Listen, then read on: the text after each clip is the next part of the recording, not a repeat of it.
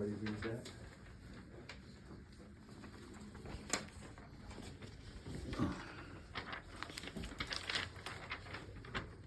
If you're a believer in Jesus Christ, how can writing the infallible Word of God possibly be foolish? That is the reaction this is meant to create. Now, this note is part of a 2,000-year-old rhetorical technique called Prodiorthosis, a deliberate warning followed by a gradual correction.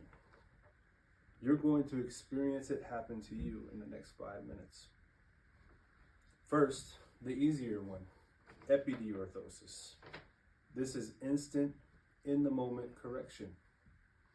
The Greek prefix epi means upon or at the moment.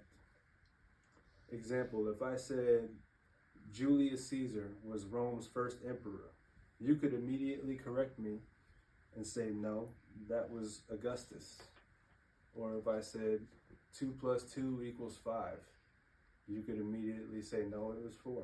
That's Epidiorthosis.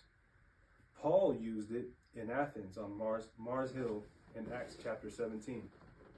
The philosophers mocked him as a spermologos, which in the Greek means a seed picker or a babbler with nothing worthwhile to say.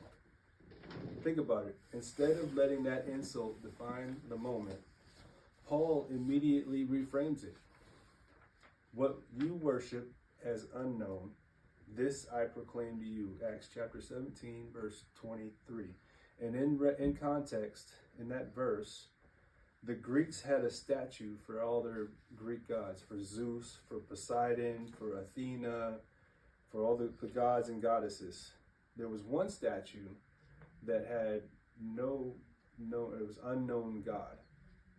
And Paul was making reference to that one unknown God on the statue. In one sentence, he flips their mockery into an open door for the gospel. Instant, in-the-moment correction. Quick, clean, done. That's Epidiorthosis. But your note has been sitting there for almost 3 minutes now with no explanation. That feeling, that's the other technique. Prodiorthosis.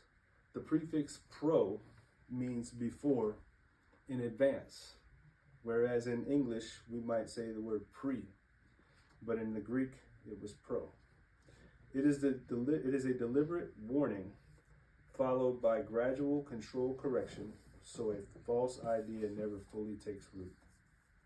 These techniques were standard in ancient Athens, where every speaker faced hostile, skeptical crowds. Paul mastered both when he preached the gospel there and later wrote to the churches surrounded by the same Greek culture.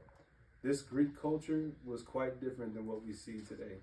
Even in our politics, the Greeks were very skeptical and very hostile. And some of the greatest speakers ever in our history came from ancient Greece. Look at your note again.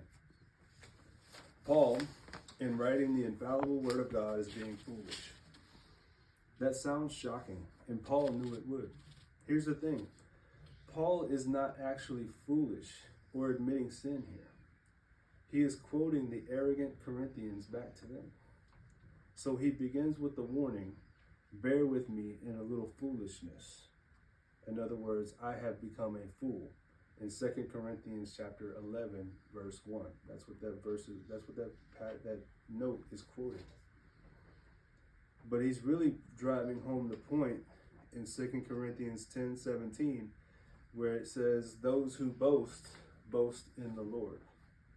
I gave you the same warning at the beginning of this speech, but by only now giving the full explanation, I just perform Prodiorthosis on you. Exactly the way Paul did in a Greco-Roman world that demanded these tools to reach hostile audiences. So let me leave you with this. Epidiorthosis, very quick, immediate correction. Prodiorthosis includes a warning, a controlled delay, and a gradual correction over an explanation over a period of the speech. Paul used both brilliantly in Athens and in his letters. Today, you didn't just learn the difference, you experienced it. Keep the note. Thank you.